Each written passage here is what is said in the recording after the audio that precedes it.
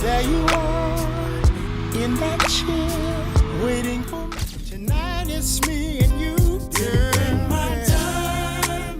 I went in as a king. Everybody there treated me like a king. Ron Isley is one of the smoothest voices to ever grace a microphone. He's a legend, a pioneer, and the heartbeat of one of the greatest R&B groups of all time. I just came here to chill. Yeah. But how did a man who gave us It's Your Thing and Between the Sheets end up on the wrong side of fame? I went in as a king. Everybody there treated me like a king. But that's not all. What role did his brother Rudolph play in this betrayal? And what happened to the family that gave us Shout and inspired generations? And why do some say Ron Isley was blacklisted by the industry he helped shape? I just wonder what's going to happen in the next 5 years. The Isley brothers' story begins in Cincinnati, Ohio, in the Lincoln Heights neighborhood, a tight-knit, predominantly black suburb. Raised in a musical household, the brothers were guided by their parents, O'Kelly Isley Sr., a former Navy sailor and vaudeville performer, and Sally Isley, a woman of deep faith from Georgia.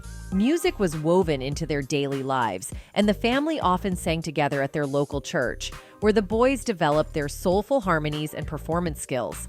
The group originally consisted of 4 brothers, O'Kelly Jr., Rudolph, Ronald, and Vernon.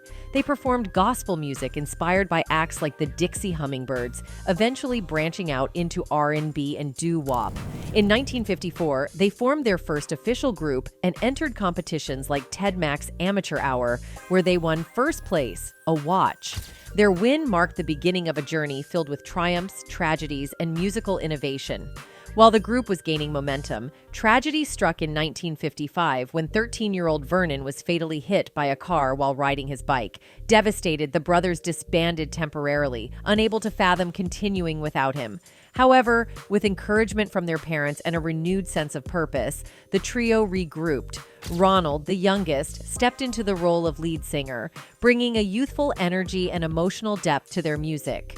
In 1957, the Isley brothers left Cincinnati for New York City, determined to pursue a career in popular music. They began recording under producer George Goldner, experimenting with different sounds and releasing tracks like Angels Cried and The Cow Jumped Over the Moon.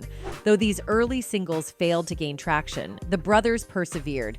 Their big breakthrough came in 1959 with Shout, a song that combined gospel fervor with R&B energy. Inspired by their live performances of Jackie Wilson's Lonely Teardrops, the brothers created an anthem that captured the spirit of celebration and emotional release. You know you make me wanna shout, kick my heels up and down, throw my hands up and down. Although Shout only reached 47 on the Billboard Hot 100, it sold over 1 million copies and became a cultural phenomenon. The song's infectious call and response style made it a staple at parties, weddings, and sporting events, a legacy that endures to this day. Despite the success of Shout, the Isley brothers faced challenges in maintaining their momentum. They struggled to chart with follow-up singles and were dropped by RCA Victor in 1961. But in 1962, their fortunes changed when they released Twist and Shout. Produced by Burt Burns, the song became a smash hit, reaching number 17 on the Billboard Hot 100 and number 2 on the R&B chart. It cemented their reputation as dynamic performers who could blend gospel, R&B, and rock into a sound uniquely their own. By the mid-1960s, the Isley brothers were exploring new ways to break free from industry constraints. Frustrated by the limitations of major labels, they founded T-Neck Records in 1964, signaling their desire for creative independence. Around this time, they also collaborated with a young guitarist named Jimi Hendrix, who joined their backing band, the IB Specials. Hendrix's time with the Isleys, though brief, added a raw, electrifying edge to their sound. Together, they recorded songs like Testify and Move Over and Let Me Dance, showcasing Hendrix's experimental style. Let me dance. In 1965, the Isley brothers signed with Motown Records, entering a new chapter of their career. They released hits like This Old Heart of Mine Is Weak for You, which showcased their ability to deliver emotional ballads alongside high-energy tracks. Heart of mine, always. While their Motown recordings were moderately successful, the group struggled to fully align with the label's polished, pop-oriented approach. By 1968, they decided to part ways with Motown and focus on building their brand through T-Neck Records. The decision to resurrect T-Neck Records in 1969 proved to be a game changer. That year, they released It's Your Thing, a funky, defiant anthem that became one of their biggest hits. The song reached number 2 on the Billboard Hot 100 and earned them a Grammy Award. It also marked the debut of younger brother Ernie Isley on bass, signaling a shift toward a more instrumentally rich and self-contained sound. It's Your Thing wasn't just a hit, it was a statement of independence. The Isleys had reclaimed control of their music and their destiny, cementing their reputation as innovators who could thrive outside the confines of major labels. If you ask Ron Isley where his magic comes from, he'll tell you it started in church. Singing gospel with his brothers wasn't just practice. It was the foundation of everything they did. Ron grew up listening to the greats, Nat King Cole, Sam Cooke, and even Ray Charles. He wanted to blend that soul with something fresh, something timeless. By the time the 70s rolled around, the Isleys had added a younger generation to the mix. They expanded their lineup to include Ernie, Marvin, and brother-in-law Chris Jasper, transforming the group into a multi-generational powerhouse. Albums like 3+3 showcased their versatility, blending rock, funk, and soul with hits like That Lady and their cover of Summer Breeze. Their ability to reinterpret songs and make them their own set them apart from their peers. During this period, the Isleys released a string of platinum albums, including The Heat Is On 1975, which featured classics like Fight the Power and For the Love of You. Come on, baby, sing.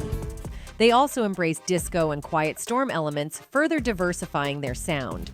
By the late 1970s, they were among the most influential acts in popular music, shaping the landscape of R&B, funk, and beyond.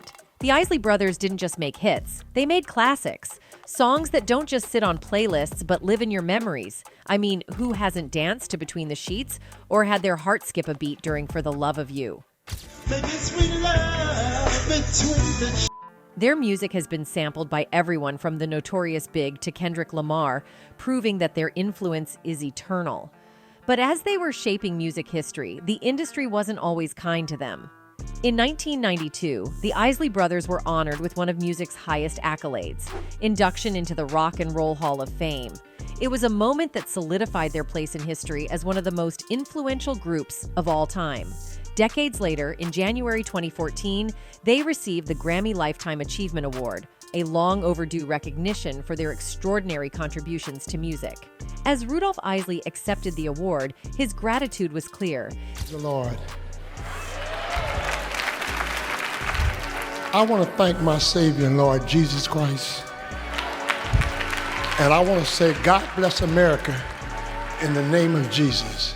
These milestones marked the pinnacle of a career that had spanned generations and seen the Isley Brothers evolve from gospel harmonizers in Cincinnati to genre-defining artists who shaped funk, soul, and R&B. But behind the glitz and glamour, the brothers' journey was filled with triumphs, struggles, and a fair share of drama. After the group's mid-career peak, some changes began to shake their dynamic. The side project Isley Jasper Isley, which featured Chris Jasper and the younger Isley brothers, had enjoyed its own success but eventually disbanded. Jasper, the musical mastermind behind many of their hits, decided to go solo. He didn't just step away quietly. He built an impressive career as a solo artist, multi-instrumentalist, and producer. Launching his own independent label, Gold City Records, he released 14 solo albums, including 4 gospel records. Jasper's work ethic and commitment to creating music on his terms showed that the Isley magic could thrive even outside the group.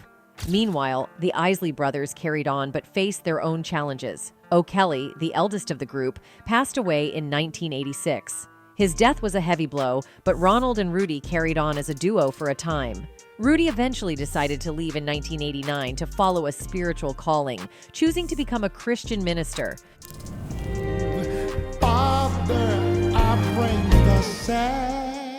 For many fans, it was bittersweet, losing one of the group's iconic voices, but knowing Rudy had found a purpose that gave him peace.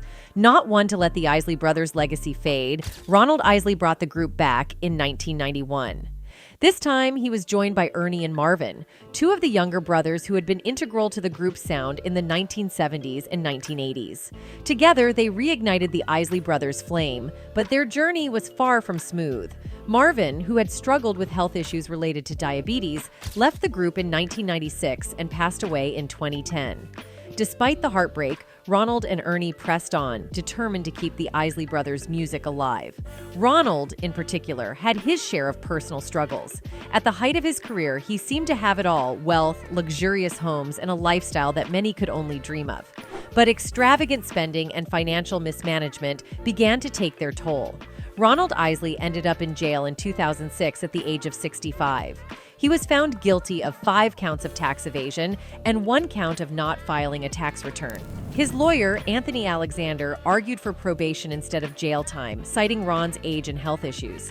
Alexander mentioned that Ron had been trying to pay off his debts to the IRS by selling some of his assets. However, U.S. District Judge Dean Prisney was not convinced and refused to show leniency. The judge labeled Ron a serial tax avoider and sentenced him to 3 years in prison. Prosecutors highlighted that Ron had dodged taxes for decades, even declaring bankruptcy in 1997 after the IRS seized his yacht, cars, and other properties.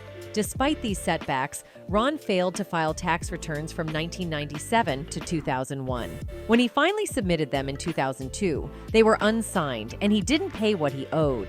His lawyer attributed some of the mishandling to the unfortunate deaths of 2 of Ron's accountants, which made it difficult to access necessary records.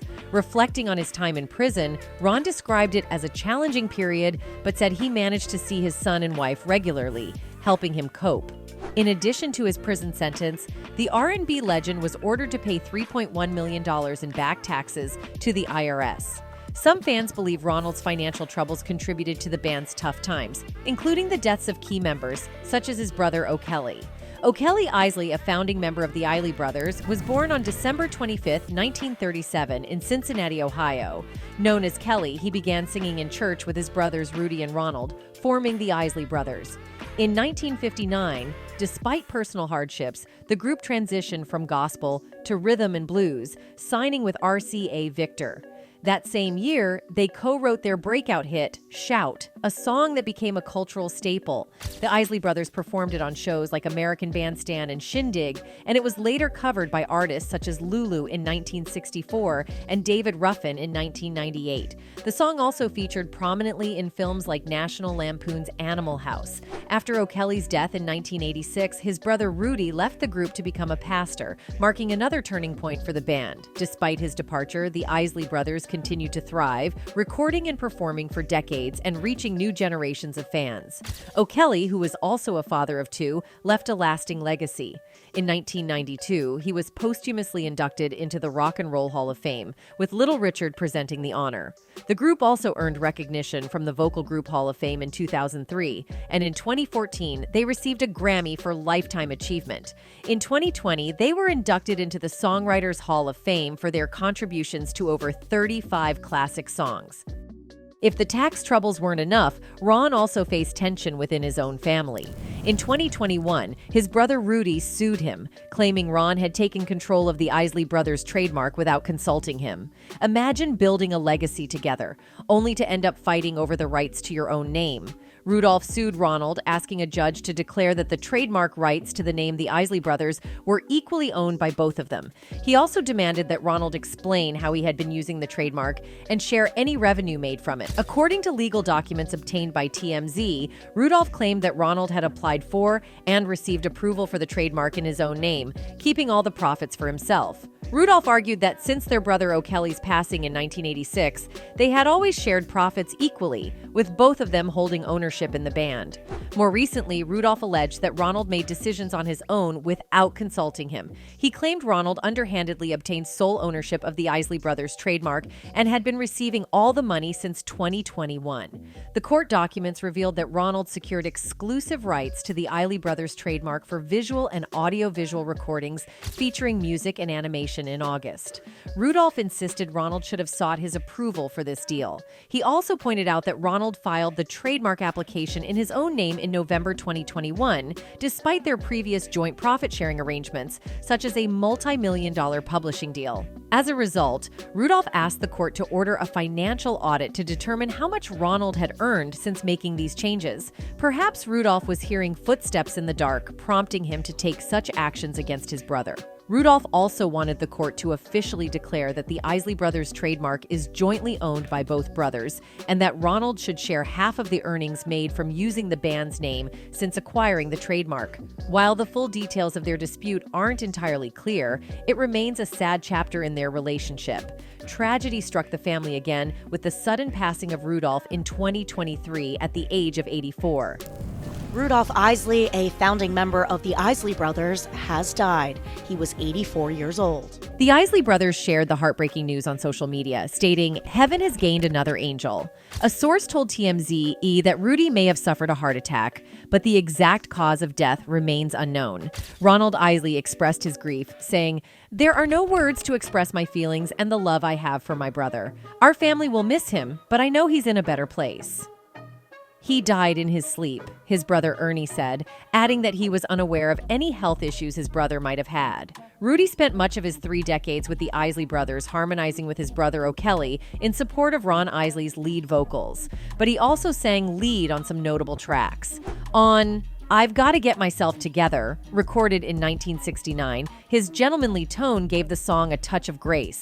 He also lent a suave lead to the group's fleeting entry into the disco field. It's a Disco Night, Rock Don't Stop, which was a club hit in the United States in 1979 and reached the top 20 in Britain. The Isley Brothers were always fashionable, and in the 1970s and 80s, Rudy Isley made a fashion statement of his own by wearing hats and furs and carrying a bejeweled cane, giving the Isleys added panache. Despite these hardships, Ron has persevered through immense challenges and pain, continuing to focus on his music, family, and legacy. According to Celebrity Net Worth, his hard work has earned him a net worth of $2 million. Ronald has 3 children, Trinisha, Tiana, and Ron Jr., who keep a low profile, particularly in the age of social media.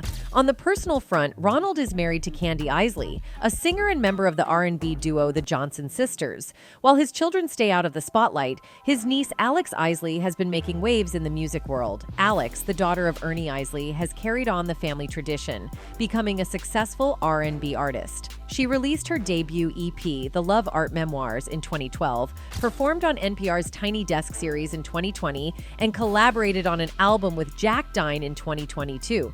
Anyway, looking back, it's astonishing how much the Isley Brothers achieved. They've influenced everyone from the Beatles to Ice Cube and built a catalog of music that feels like a soundtrack to life itself. Whether it's the slow jams that set the mood, Between the Sheets Anyone, or the upbeat tracks that make you want to dance, This Old Heart of Mine, their music speaks to the heart and soul. And yet, despite their massive impact, the Isley Brothers don't always get the recognition they deserve. Maybe it's because they didn't have that one mega crossover hit, or maybe it's because their success spanned decades, making it harder to pinpoint just one moment. But true fans know the depth of their influence. They didn't just create music, they created movements, inspired generations, and kept evolving no matter what the industry threw at them. Through it all, the highs, the lows, the betrayals, and the heartbreak, the Isley Brothers remain legends. Their music has stood the test of time, and so has Ron Isley. Anyway, that's it for this video, folks. Bye.